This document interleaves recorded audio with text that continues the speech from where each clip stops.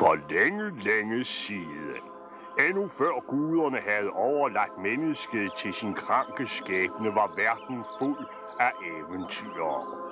Den største af disse var Odysseus. Aldrig før eller siden har et menneske udvist så meget heltemod og klogskab. Til tider overlistede han selv de udødelige guder.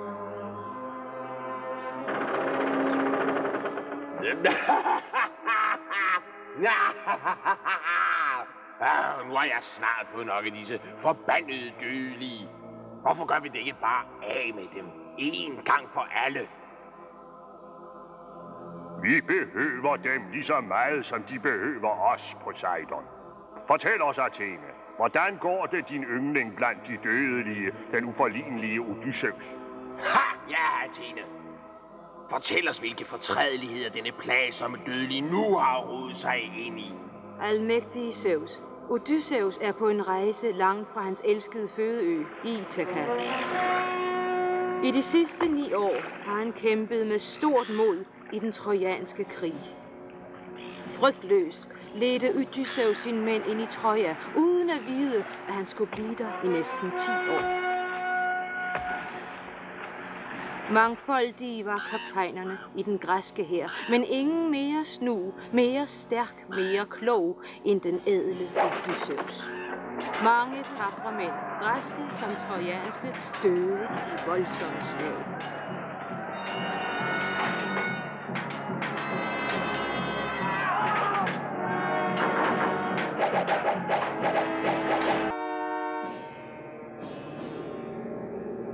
Odysseus overlevede og stod i spidsen for det sidste altafgørende forsøg på at trænge igennem byens uindtagelige mure. Det siges, at den snedige idé med træhesten udsprang af Odysseus frodige ånd. Åbn portene!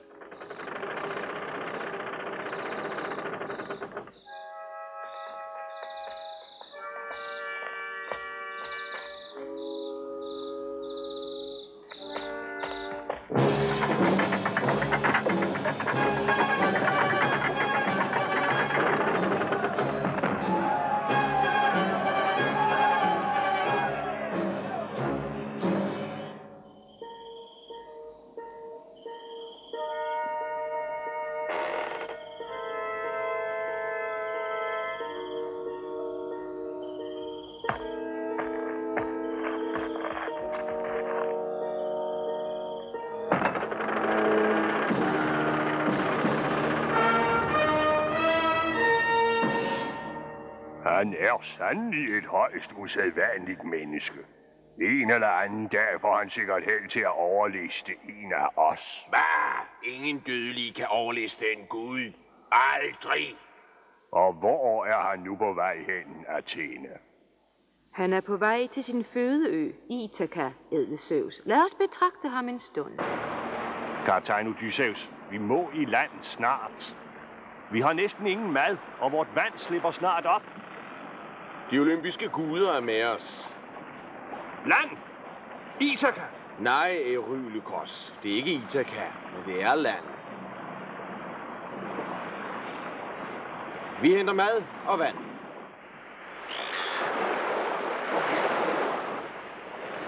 Jeg tager 6 mand med mig. Vi bringer den fineste vin som gave til den, der måtte hjælpe os. Eurylykos, du bliver tilbage og vogter skibet.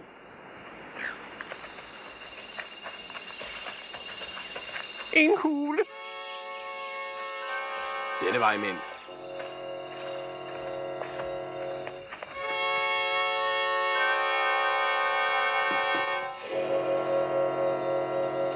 Undskyld mig, Odysseus, men jeg er altså dødsensræd. Denne hulebor må være en kæmpe. Stille, mænd. Hvad er det? Gem jer hurtigt. Hvem er dette våger trænge ind i kyklopens hjem? Træd frem! Vi er sømænd. Strandet på deres bred. Og som 20 sniger I jer ind i mit hjem? Vi er ikke 20 her. Vi søger kun føde. Og Zeus har selv befalet, at stakler som os, som er strandet, har krav på at modtage gæstfrihed. Zeus. Hvad bryder jeg mig om Zeus? Jeg frygter kun én gud. Min fader, Poseidon. Og han bryder sig ikke meget om fremmed tyvepak.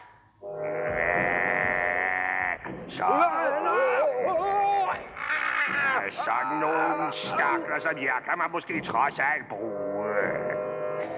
Jeg har ikke fået kød i umindelige tider.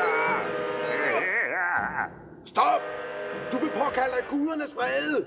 I er velkomne til at blive i min ydmyge hule. I er Kyklopens æresgæster. Odysseus, hvad skal vi gøre? Frygt dig. Jeg har en plan.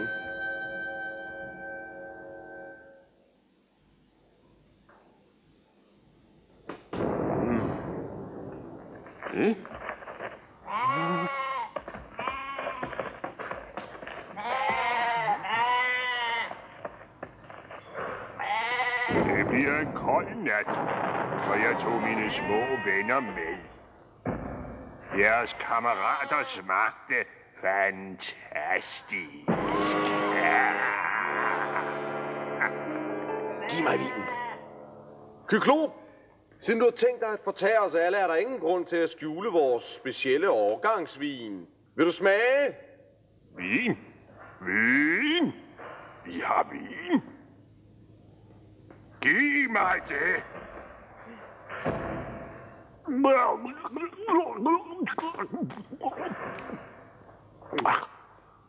Det er jo nektar. Nektar og ambrosius destilleret. Har I mere? Hurtigt, mere vin.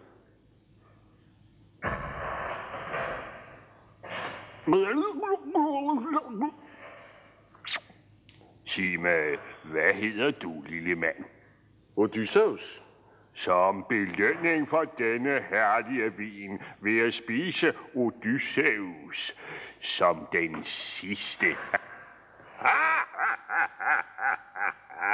Mere!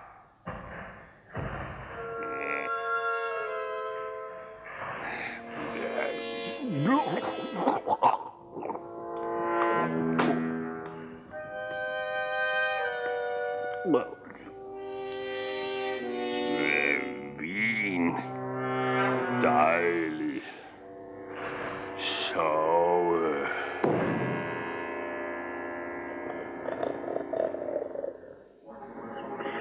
Hurtigt, kom I to. Hent bedste stav. Kom her.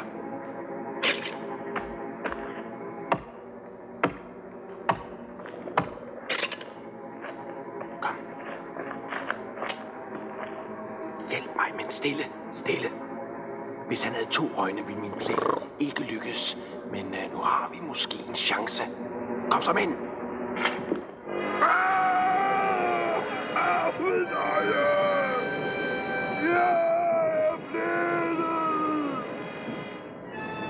Det skal du få betalt, Odysseus.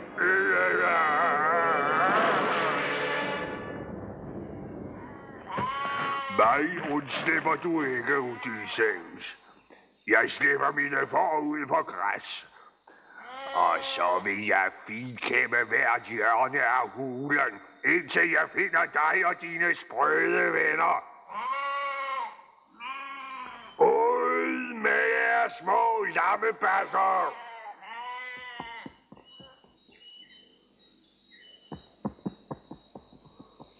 1, 2, 3, 4.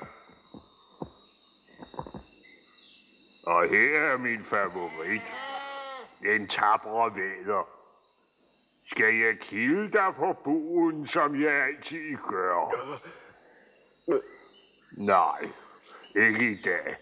Jeg har arbejde at udføre.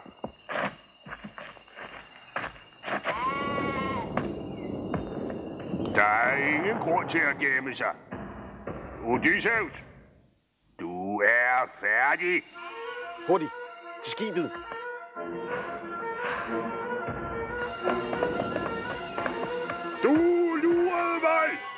Forbandede mandsling!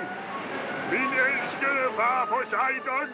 Udryd de mænd, der blindede din søn!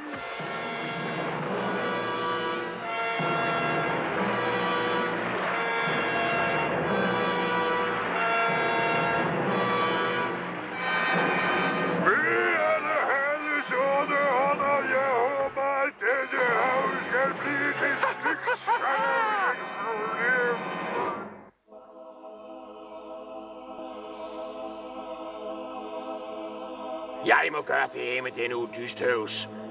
Han blindede Polyphemus, min egen søn. Bæstet fortjente det. Han svinede den almægtige Zeus til, vindenes herre. Kyklopen fornærmede mig godt nok. Men en søns blindhed skal hævnes. Du må ikke dræbe Odysseus, men du må fylde hans hjemrejse med stor fare og onde gerninger. Zeus har talt.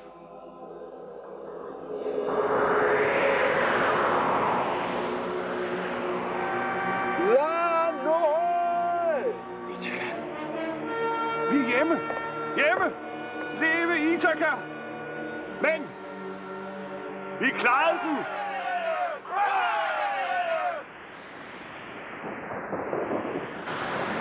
Odysseus, hvad sker der? Stryg sejlet og hold fast.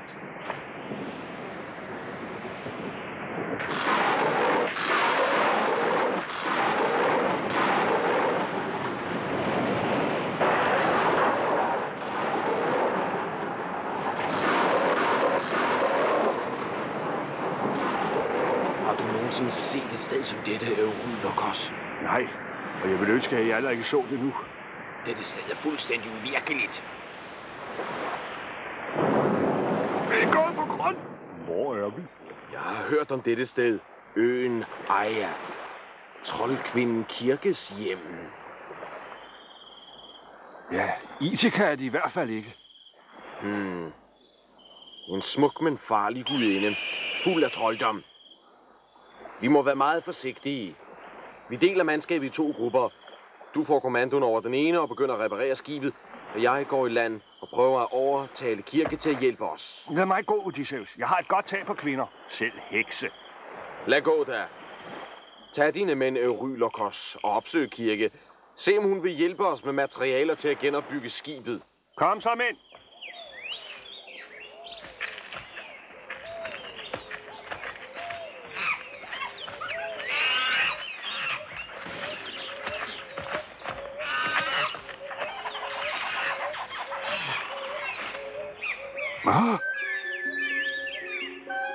Velkommen. Velkommen til mit hjem. Jeg har fine viner og god mad. Kom og sæt jer. Det kan jeg ikke sige nej til. Kars, hvor er hun smuk. Nej, mænd. Vent. Det er en fælde.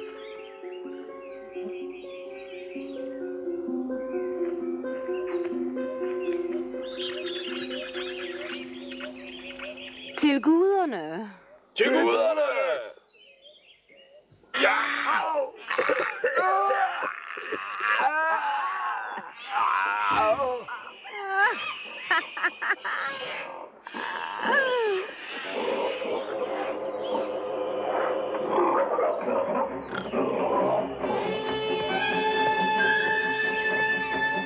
Svin! Grisehoveder og menneskekroppe. Hvad skal vi gøre? Gudinden Athene vil hjælpe os.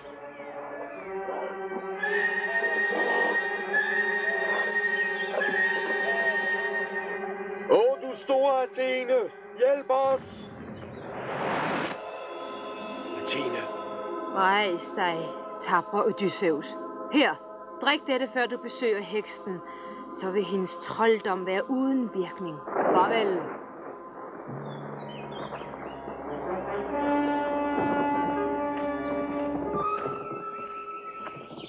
Velkommen til mit hus, tapre kriger. Kom og del et bære med mig. Med største fornøjelse.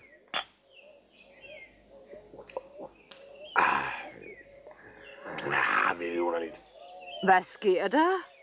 Hvem er du egentlig? Ingen kan modstå kirkes magiske kræfter. Uden hjælp fra guderne. Gisp. Hvad vil du have? Nævn det, og det skal blive dit. Hæv fortryllelsen over mine mænd og hjælp mig med at komme væk fra dette sted. Du har mit æresord. Hvad hedder du, tabre kriger? Odysseus. Ærligt.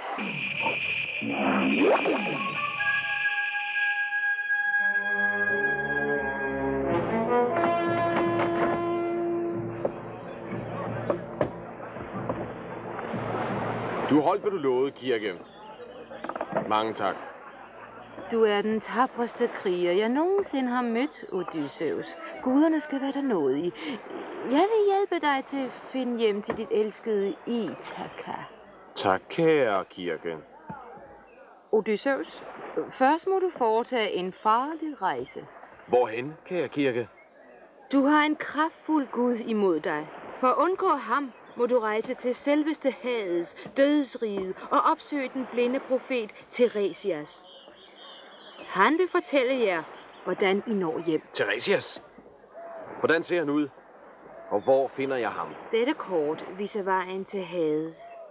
Intet levende væsen har været der før. Tiresias, han er allerede død. Han vil finde dig. Farvel, Odysseus. Er det kortet til Ithaka? Desværre ikke. Vi skal et andet sted hen først. Hvortil, Odysseus? Egypten? Kreta? Nej, Eurylokos. Vi skal til selveste Hades. Hades? Der troede jeg, man skulle være død først. Det håber jeg ikke, Eurylokos. Men vi får se.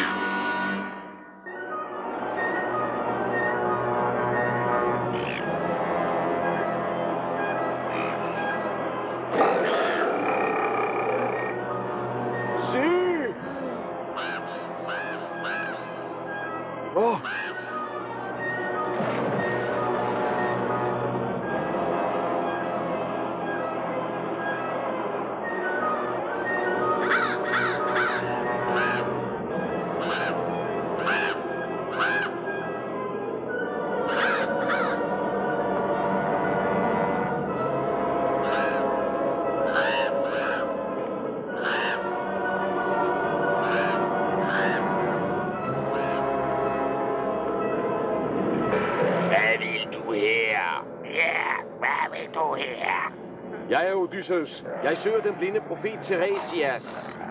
Men kun de døde er velkomne her. Kom for døde. Forsvind. Kan en levende mand passere gennem Hades port? Nej, han er dømt til at dø. Dømt? Forstår du? Så lad mig passere, hvis jeg allerede er dømt til at dø.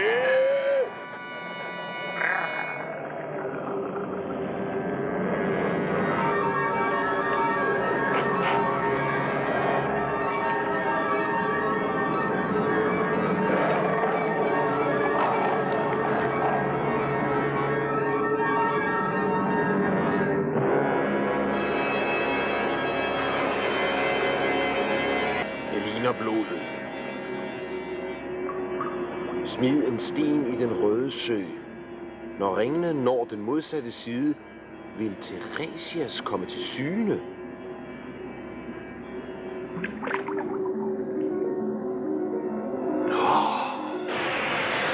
Odysseus! Du søger hjælp til at nå tilbage til dit hjemland. Ja, hvor ved du det fra? Stiller. Jeg er Tiresias, profeten. Jeg ved, hvad du vil. Lyt grundigt, Odysseus, eller din rejse vil mislykkes. Den første fare, du vil møde, er sirenerne. Ingen mand kan lytte til deres smukke stemmer og overleve. Den næste fare er... Hvad er det? Poseidon, jordrysteren. Det er ham, der plager dig. Og nu er han vred på mig, fordi jeg hjælper dig. Jeg må skynde mig. Efter sirenerne vil du møde det sekshovede uhyre Skylla og den mægtige virvelstrøm Charybdis. Prøv ikke at kæmpe mod Skylla. Hun vil berøve dig 6 af dine mænd. Du kan intet gøre. 6 af mine mænd? Men,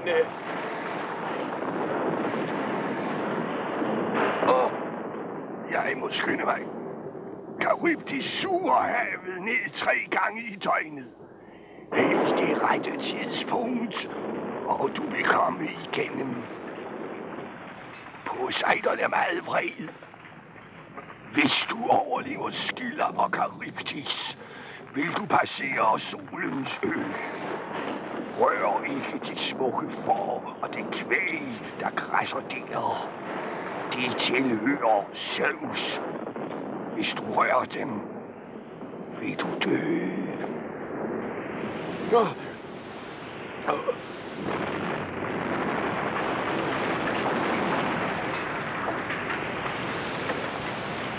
Forlad dette sted.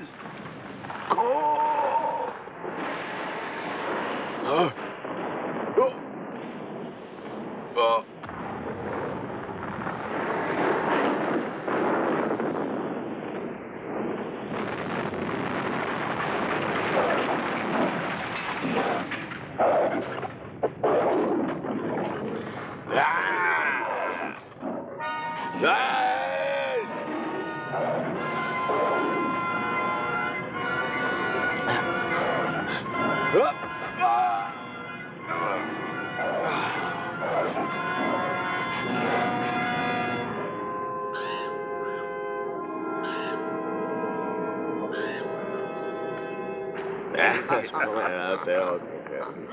Hurtigt, mænd! Vi må væk fra dette forbandede sted.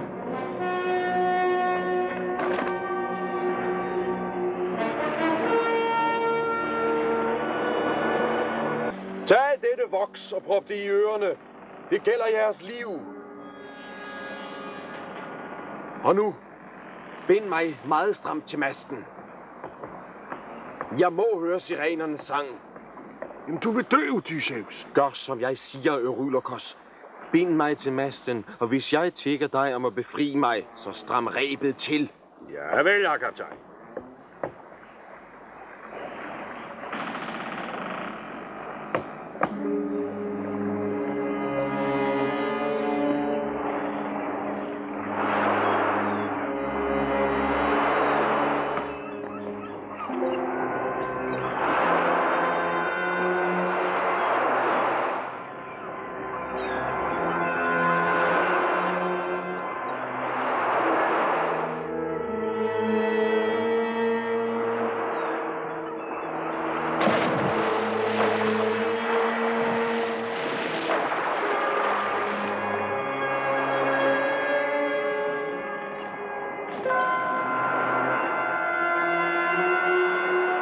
Sirenerne!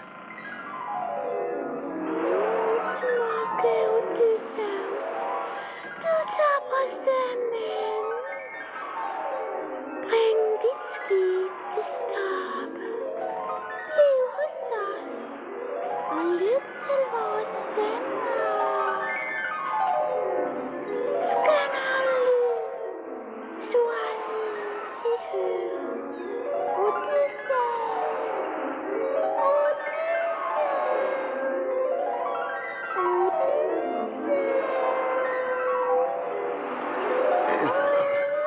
Eurykos! Befri mig, det er en ordre! Gør, som jeg siger, Eurylokos! Slip mig løs, Eurylokos! Slip mig løs! Det er en ordre! Jeg beder dig, Eurylokos, gør, som jeg siger, Eurylokos!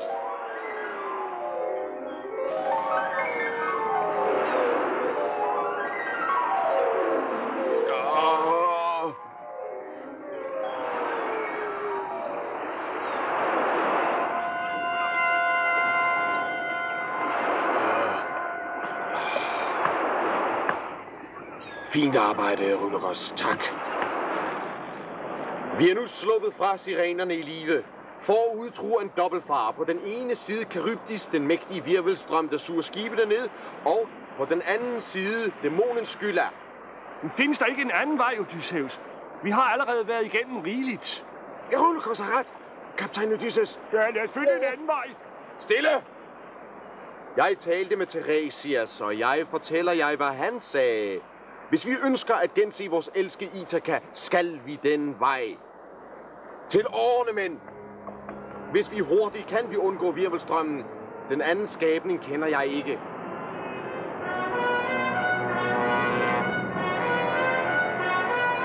Mere fart! Mere fart på, mænd!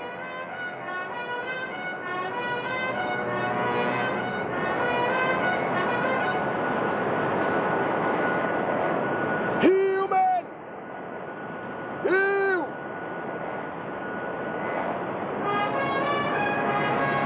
Vi er næsten igennem!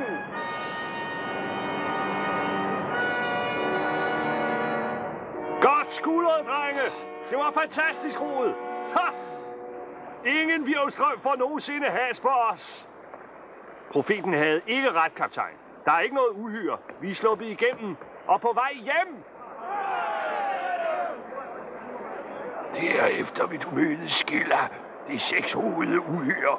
Hun vil berøve dig 6 af dine mænd. Kæmp ikke imod Skylla. Der er intet, du kan gøre.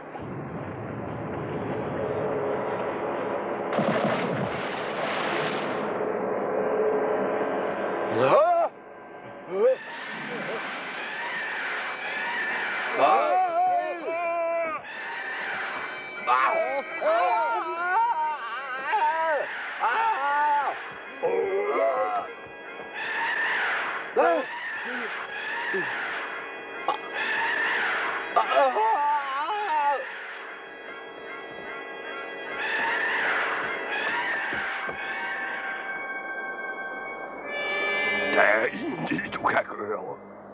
Intet. Virvelstrømmen! Erykulos, skynd dig! Romand, det gælder livet!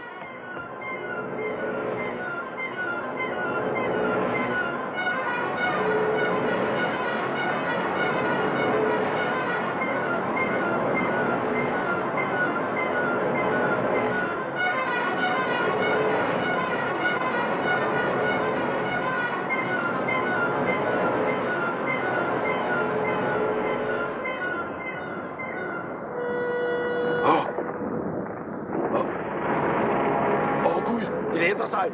Hold fast!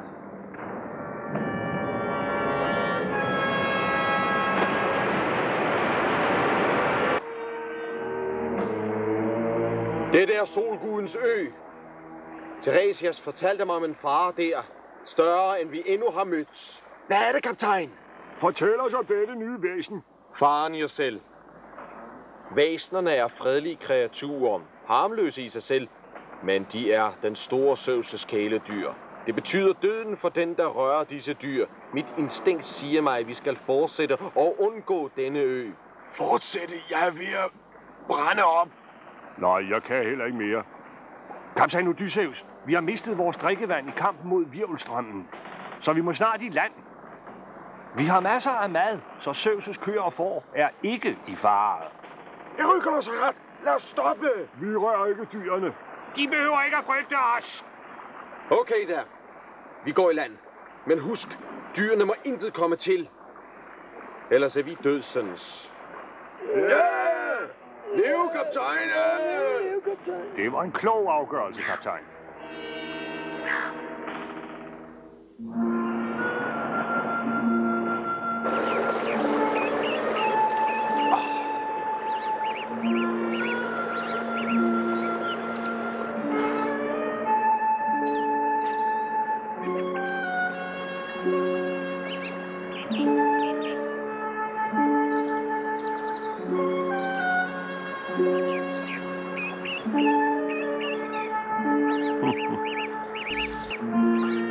Tag det bare helt roligt, lille ven. Vi gør der ikke noget.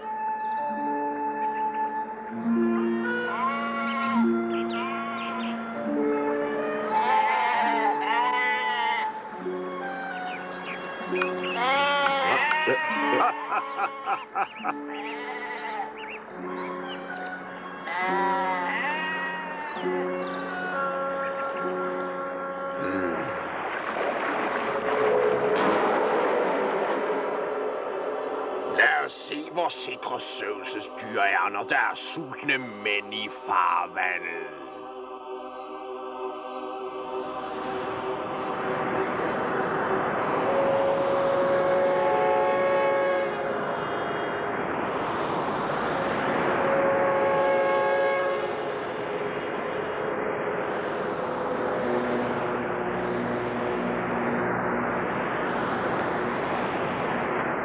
Denne stride nordenvind har nu blæst i 10 dage. Og mens det blæser, kan vi intet gøre. Kun vente, Rylokos. Kun vente. Men Odysseus, vi har ingen mad. Hvis ikke vi snart får noget mad, så sulter vi ihjel.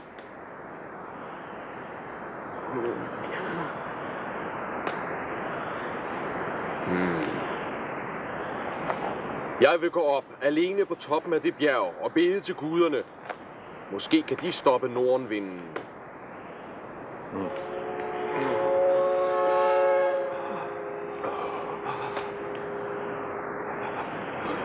Jeg dør af sult.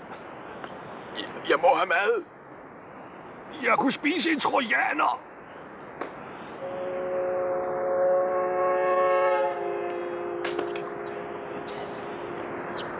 Men vi behøver da ikke at sulte. Vi er jo omringet af mad.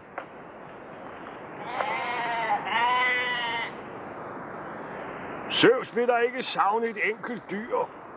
Eller to. Stop! Hvad tænker I dog på? Odysseus er i gang med at bede til guderne. Guderne! Hvad godt har de gjort os indtil nu? Guderne har svigtet os.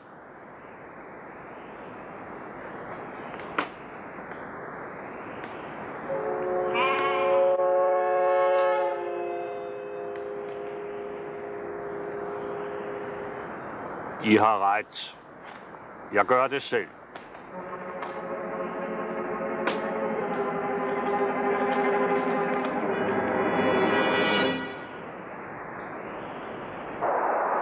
Zeus!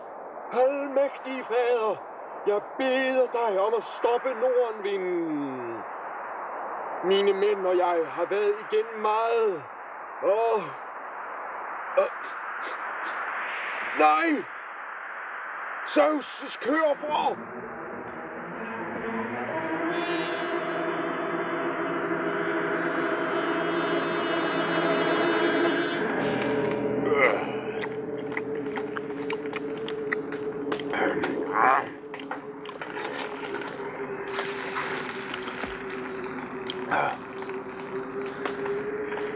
Jeg vil hellere sulte. Hvad Zeus ikke ved, har han ikke ondt af. Zeus ved alt.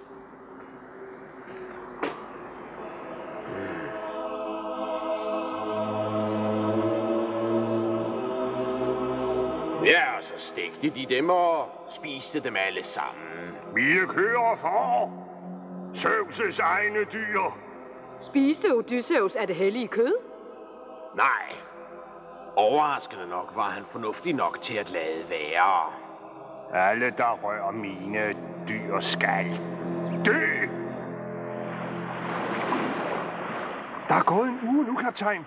Himlen er skyfri, og vinden er gunstig. Vi er redde. Jeg tvivler, Eurylokos.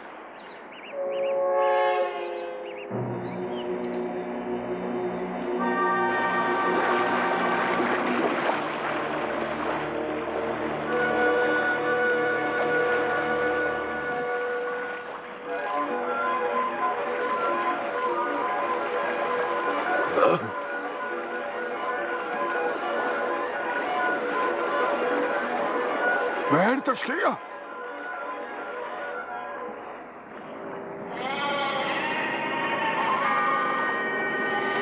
Hørte I det? Vi er fortabt! Det er bare vinden i richtningen.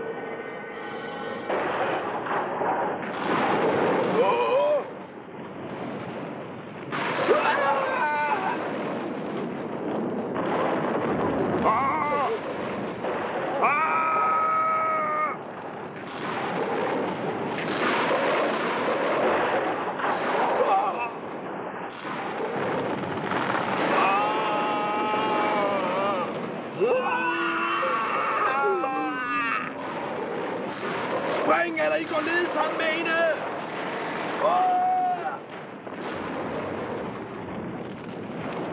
Odysseus! Hjælp os!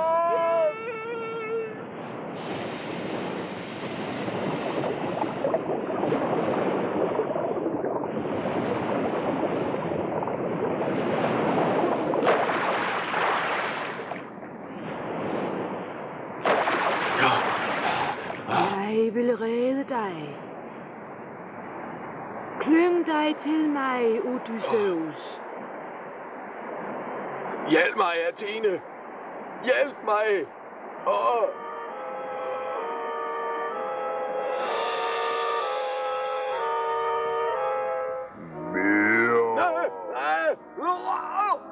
Lad mig gå!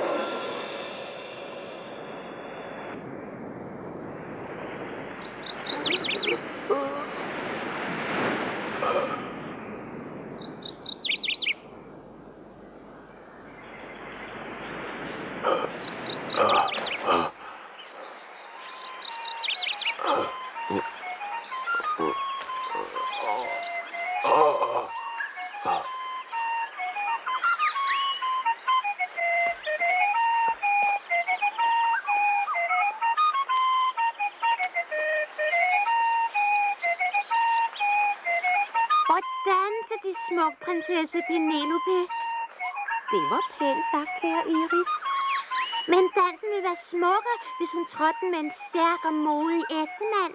Hvad? Det er ikke passende for en kammerpige at udtale sig om slige ting. Jeg ved godt, når den rette dukker op. En vildmand! Ja, jeg skal nok beskytte den, prinsesse. Frygt dig, skøn jomfru, jeg vil intet gøre dem. Jeg er blot den rejsende, der har udholdt mange strabasser. De ser også sådan ud. Vi må hjælpe denne fremmede. Vi har intet at frygte. Det er tydeligt, at han er ædelblod. Kom, ædle herre. Jeg vil føre dem til min far, kong Alkinos. Velkommen i vort hus. Spis og drik, hvad de lyster. De er blandt venner. Tak, kong Alkinos og dronning Arete. Må guderne være jer nådige. Ædle herre, vi er meget nysgerrige. Fortæl os venligst deres navn, og hvorfor de er kommet til vores smukke ø. Jeg er Odysseus, søn af kong Laertes, erobrer af byer og rejsende i hele verden. Odysseus? I egen person? Det er også en ære. Kom op og sid ved vores side. Fortæl os, hvis de lyster, om deres eventyr siden Trojas fald. Ja, Odysseus, fortæl. Det er en lang og tragisk historie, men forhåbentlig interessant. Efter at jeg havde forladt Troja i mit smukke skib, satte jeg kurs mod mit hjem i Ithaka. Og til sidst mødte jeg den smukke Penelope. En fantastisk rejse. Fantastisk. Tag det roligt, Odysseus. Ved næste tidevand vil et skib føre dig tilbage til din elskede Ithaka. Tak, dronning Arete. Ja, hvad er der? Det er fra ypperste præsten, deres majestæt. Poseidon har givet ham navnet på vores næste offer. Poseidon? Vi er en søfartsnation, så for at sikre vores skibe, offrer vi hvert år en af vores unge jomfruer til havets gud. Poseidon vælger den udkårne, og den, der bliver valgt, skal ofres. Nej. Hvad er der? Hvem er det? Vor datter, Penelope. Det tillader jeg ikke.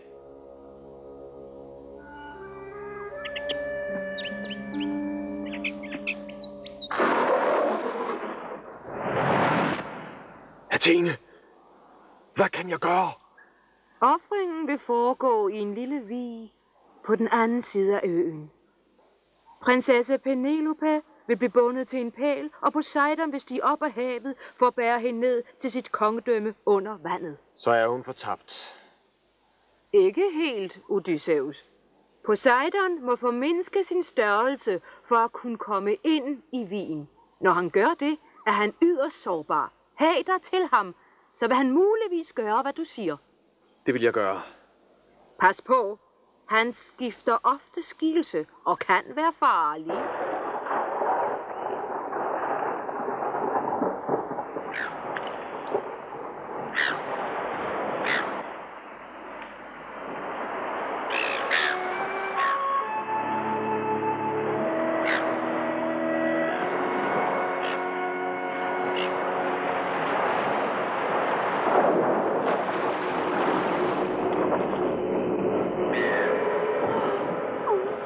Frygt intet, skøn jomfru. Du ville helt sikkert nyde livet under havet. Odysseus! Odysseus, du har narret mig. Hvad er det, du vil?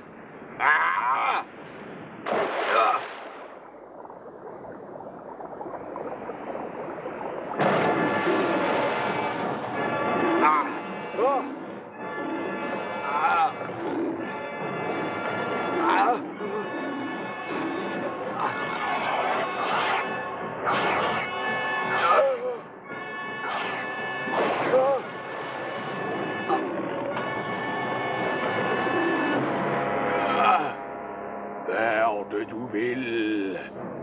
Du må ikke bede om flere offer hos forjagerne. Nej. Og du skal lade mig være i fred. Jeg har betalt rigeligt for at have blindet din søn. Ja, du har mit æresord. Gå! Tak, Odysseus. Tak, fordi du reddede mit liv. Løs min reb hurtigt. Ikke før du har besvaret et spørgsmål. Hvad? Hvilket spørgsmål? Penelope, vil du tage med mig til Ithaka og blive min hustru? Ja, Odysseus. Ja. Farvel, Penelope, og vend tilbage med mange børnebørn. Må guderne være med jer. På gensyn. Farvel. Og mange tak.